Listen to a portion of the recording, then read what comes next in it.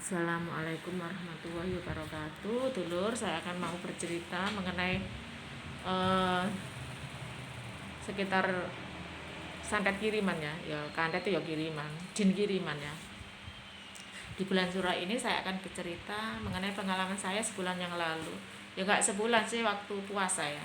Waktu puasa saya dipanggil di sekitar daerah Malang situ. Saya dipanggil karena kasus anaknya itu sakit. Nah, sakit itu batuk. Nah, ini mahasiswa perempuan, batuk nggak sembuh-sembuh dan perilakunya itu berubah. Saat itu dia orangnya santun. Loh, tiba-tiba kok ini suka ngurung di kamar. Katanya habis putus dengan pacar. Suka ngurung di kamar, terus suka gelap-gelapan. Kunci kamarnya selalu ditutup. Nah, selalu ditutup. Nggak mau komunikasi dengan orang tua, nyentak-nyentak, marah-marah dan lain sebagainya. Sudah diruqyah, sudah dibawa ke psikiater, sudah di mana-mana, tidak kunjung sembuh. Kemudian orang tuanya selalu berdoa agar menemukan pengobatan yang tepat untuk anaknya. Ya, doa itu akan akhirnya dikabulkan sama Allah. Kebetulan ketemu saya dan rekan saya ini. Kemudian dia manggil ke rumahnya, ke Malang sana. Akhirnya saat tiba di rumahnya, saya masuk ke kamar, sebuah kamar, disuruh sholat di situ sama suruh istirahat, naruh tas disuruh di situ. Nah, saat itu di kamarnya itu ada sebuah tulisan Arab ya di situ. Saat itu saya baca. Nah, saat saya membaca itu kok tiba-tiba lampu mati, lampu padam semuanya. Saya kira yang punya rumah memadamkan atau listrik mati. Nah, lama kemudian saya memulai pengobatan ya, mencari sesuatu di situ yang energinya di mana. Saat itu di kamar sebelah itu yang ada anaknya itu yang katanya nggak mau keluar kamar, selalu di kamar itu energinya sangat kuat di situ. Tapi saya mencari yang lain. Saat itu di atas loteng ada, di atas kamar atas itu ada energi juga di situ. Banyak itu tulisan Arab-Arab di situ. Ditempel-tempel di tiap kamar, di tiap sudut, di tiap jendela apa itu. Ternyata kok ada sinyal yang kuat ya, sangat berhubungan ini. Tulisan Arab itu sangat berhubungan. Ternyata berhubungan dengan si atas genderuwo, ada genderuwo di situ loh. Kenapa tulisan ini kok berhubungan dengan kamu? Iya, tulisan ini malah memperkuat aku, katanya gitu. Memperkuat diriku. Bodoh manusia itu mempercayai tulisan itu. Mereka nggak mengusir saya, itu malah memperkuat diri saya. Oh gitu ya.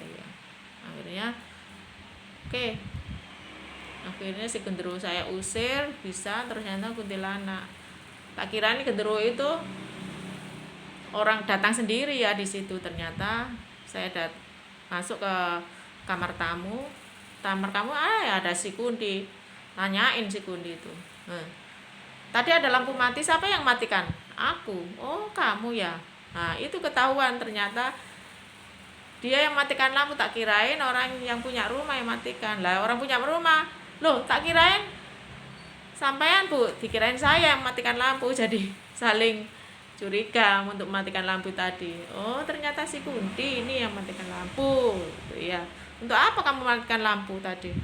Nah aku terganggu atas kedatangan saya, dia terganggu atas kedatangan kamu gitu. Dia terganggu atas kedatangan saya, dia merasa bahwa terusik dengan kedatangan saya. Nah kemudian loh, kamu terusik, loh kamu berasal dari mana? Kamu berasal dari mana? Loh kamu berarti kiriman ya? Kamu datang bersama siapa? Berapa makhluk? 3. Oh 3. Siapa? Termasuk genderuwo, saya, dan ada yang di kamar itu. Siapa tuh? Tanya sendiri gitu. Bilangnya tanya sendiri aja. Ternyata masuk kamar anak itu tadi, ternyata ada si sosok. Ternyata jenglot jelek gitu, kayak sosok perempuan tapi jelek, lebih jelek dari si Kunti. ada taring panjang itu.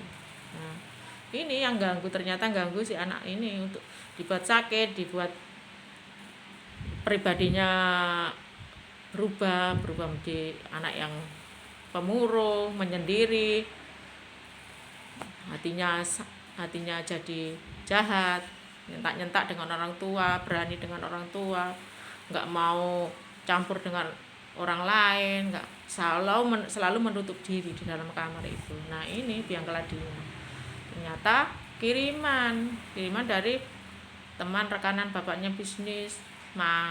Dia sebenarnya iri ya terhadap kesuksesannya bapaknya. Akhirnya saya usir, saya bisa ngatasi itu, saya usir.